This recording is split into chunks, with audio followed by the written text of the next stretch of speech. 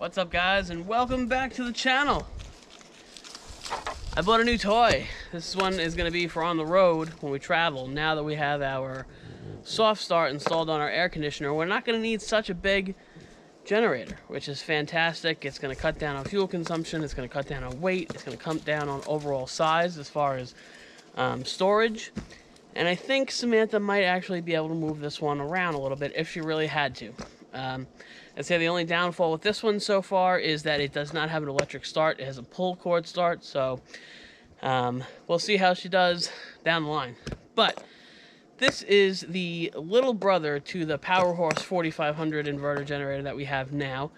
I'll put a picture up above, but this is the 2300 starting watt, 1800 running watt inverter generator. It's also called a suitcase generator because it looks like a suitcase. It has a nice girthy handle on the top. You can grip it good, pick it up, move it around pretty easily, as long as you have some decent strength. But I'm going to open this up, and we're going to run through everything that comes with it, run through all the specs, just in case you guys are looking for a smaller generator. Alright guys, so this is it, right out of the box. We'll run through what it comes with, and then like I said, we'll run through all the functions. So right on top, as soon as you open the box, you're going to be greeted with your owner's manual. It has a whole bunch of very useful information, including oil weight for the oil you're going to need, maintenance, maybe some tips and tricks if you have an issue with it, stuff like that. Next, you're going to get a pretty convenient little toolkit. Usually comes with like a spark arrestor and a screwdriver or something like that. Let's see. Yep. So, not a spark arrestor, excuse me, a spark plug wrench, which is right here, and a little screwdriver. And screwdriver is going to be used because to access the side hatch over here, you're going to need a screwdriver. Unfortunately, it doesn't come with thumb screws, which would make this maintenance much simpler. You can buy them online if you really wanted to change them out. Just depends on how much it bothers you, how much maintenance you really do, that sort of thing. And then next, you're going to be given a funnel. This is to fill all your oil. So it's nice and thin at the tip, slides right in, kind of keeps everything from spilling and making a mess. Also, when I was at Northern Tool, because this is who sells this generator brand, I was looking for a 30 amp plug, an L5, I forget the exact, I think it's L5 30 to 30 amp, something like that. They wanted $35 for this little plug, and I jumped on Amazon and found it for $9.22. So let me turn this way. Yep. Okay, I'll pick it up here a little bit. So this plug slips into this port right here, which is an AC 120 30 amp. And you'll plug that into here, and then you can plug a 30 amp RV right into it. So it's pretty convenient. You could save yourself 25 bucks if you get it on Amazon. I don't know what they're thinking, charging $35 for this little plug, but that's retail for you, I guess. So right up front, you're gonna have, like I said, the 30 amp plug, two 120 volt outlets. These are for paralleling, so you can put two of these together if you have like a 50 amp RV, or if you don't have a soft start, but you don't want to carry one big like 4500 watt inverter. You can buy two of these, parallel them together with a separate kit that's sold separately, and then that'll give you a 30 amp plug. I'm not sure if it comes with a 30 and a 50 amp plug. I'll put the info above, I'll check it out. But then you can run your generator and your air conditioner off of two of them if you had to. And then right here is your run switch. So the top is standard, the center is economy. So if you're running like a very low, maybe just a fan or a couple lights or whatever, you could put on economy. And then max is probably if you were going to run something like super high wattage or something close to 1800 running watts, or something that requires almost 2300 starting watts. That's where you'd want to be if you run such heavy demanding appliances. And then right up here is the off, run, and choke. So pretty much when you start it, you're going to turn it to choke. And then you'll pull start it, let it run for like a couple seconds, switch it to run, and you'll be good to go. You could switch which mode you want, like I said, standard, economy, or max, and you'll be good to go. This generator does come with a low oil light, and overload output lights too. So if you're trying to pull start this and you have too low of oil, you'll see this little light illuminate.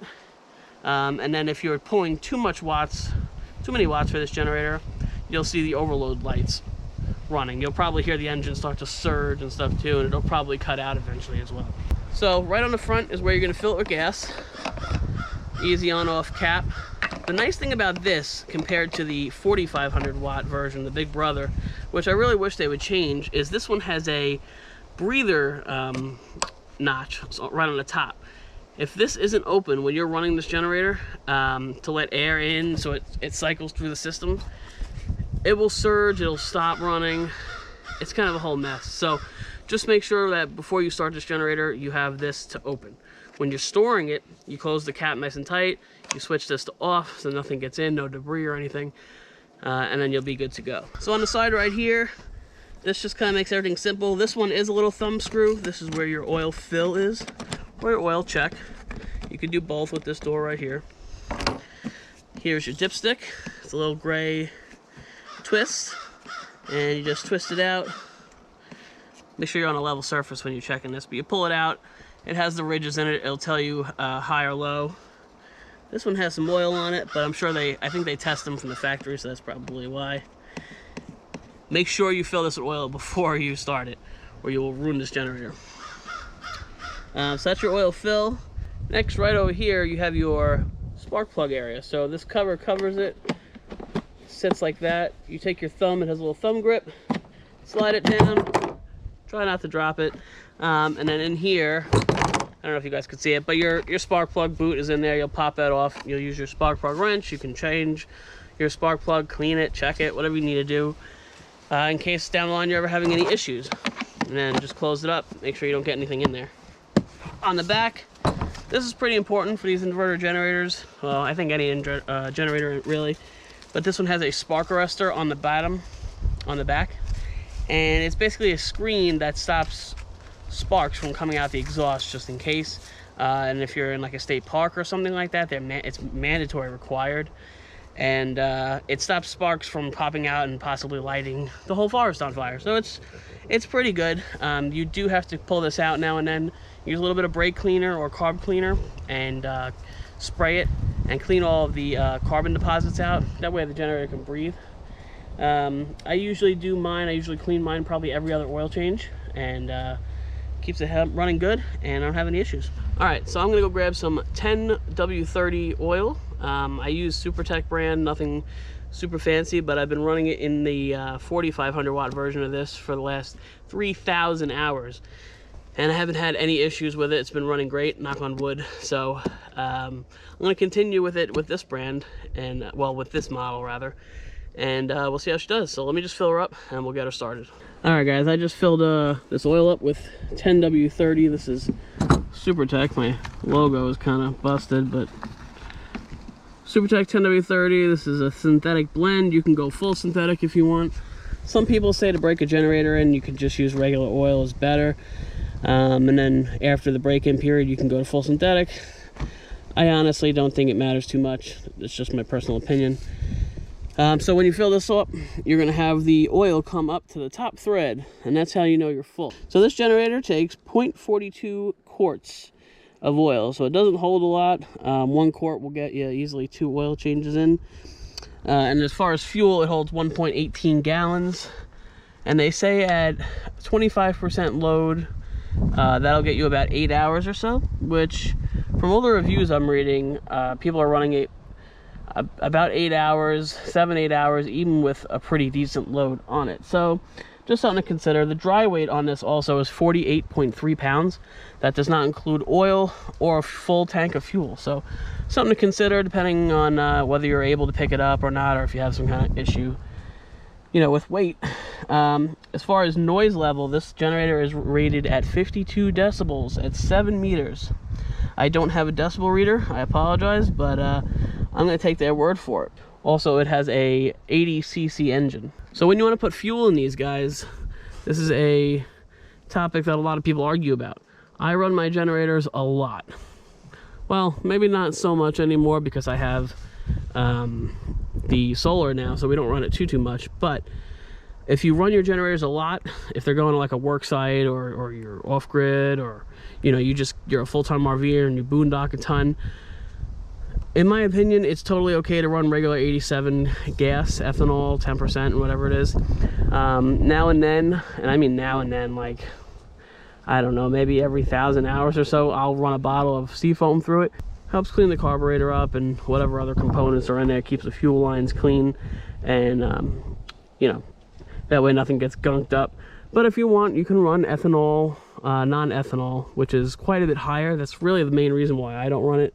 Non-ethanol fuel around here is like $3.80 a gallon, whereas regular 87 gas with ethanol is like $2.87. So almost $1 difference, and if you run it a lot, that's certainly going to add up over time. So we're going to button this back up. I'm going to put the oil drain, or rather the oil fill tube, close that back up. Make sure you close that before you start it, or you're gonna have a mess. All right, then we're gonna put our little door back on, screw that on. We're gonna put this on the ground, guys, and we'll see how she does. All right, so we just gassed it up. Close the lid. Make sure our vent is turned to on. They say when you first get these new generators, you want to pull slowly and let the oil cycle through the cylinder a little bit. That way, in case it's been sitting for a really long time, you don't start it on a dry cylinder wall or dry piston. So just give it a couple, and now we'll see what happens. We are going to turn it to choke. That's how we're going to start it, on choke and on standard as far as power.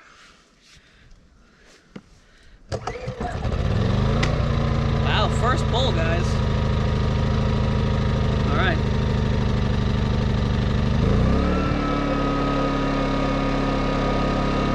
I gotta say, you guys, I have a microphone on that camera that picks up a lot of sound, so the quietness is gonna be hard for you guys to hear, but it's really not that loud. This is on standard mode right now. This will be economy. Wow, that dumbs down to probably about half. That's really quiet. So if, like I said, if you're just running a fan or a light or just something that doesn't require, probably like 600-700 watts, I'd say, and under, you can probably get away with economy. And then this is gonna be max, so if you're running something upwards close to 1800 watts, or you need that 2300 watts starting power, this is where you're gonna wanna be on this coming one.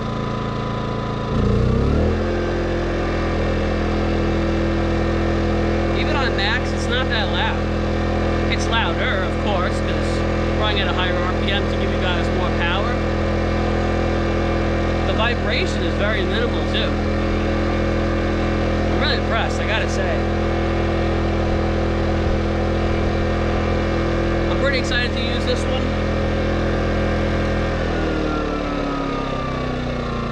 So that's going from max down to economy. So you can just see the difference. It's probably a third of the loudness. But I'm pretty excited to use this one instead of our big 4500. It's even lifting it from the table to here and then putting it on the floor. It's just so much easier to use. So I'll show you guys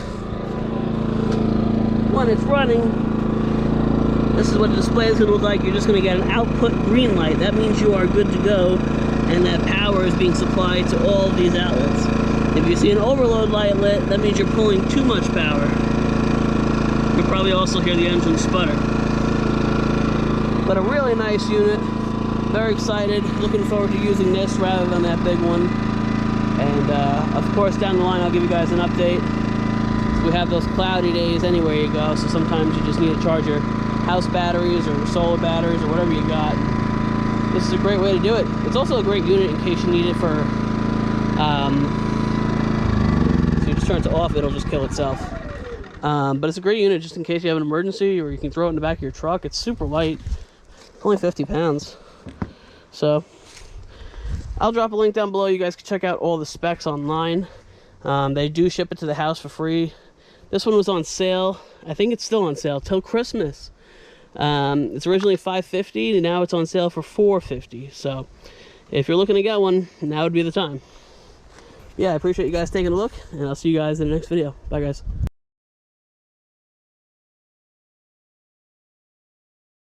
By the way, guys, just wanted to add this in because I made this mistake before when I plugged it into my inverter to charge my batteries up. I wanted to see how it would do. On your inverter, you have to make sure you're not pulling more than 15 amps. That's the max you know, going rate for this generator. That's the most it'll pull it. Oh, continuous. Okay, so the most you can put out with this generator continuously is 15 amps. So when you're looking at your inverter, you have to go through the parameters, or whatever it's called on your inverter, depending on what make and model you have, and set it where that inverter does not take in or pull more than 15 amps, because it'll trip this generator.